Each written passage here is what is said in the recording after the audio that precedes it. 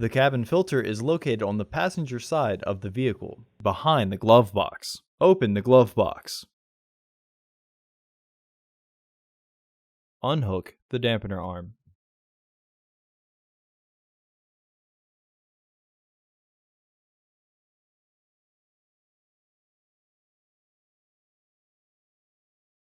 Push in on both sides of the glove box to release the stops. Lower the glove box. Unclip both sides of the housing cover to remove it.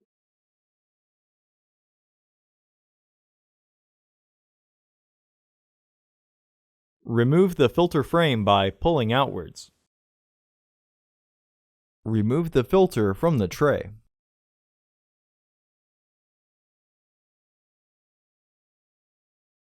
Install your new AQ1262 filter into the tray with its airflow indicating arrow pointing down. There are two rails in the tray that the end folds of the filter need to be behind in order to be secure. For easy reinstallation, the words on the front of each tray reveal if it is right side up. Reclip the housing door.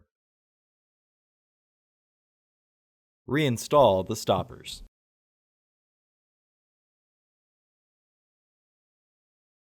Reinstall the dampener arm.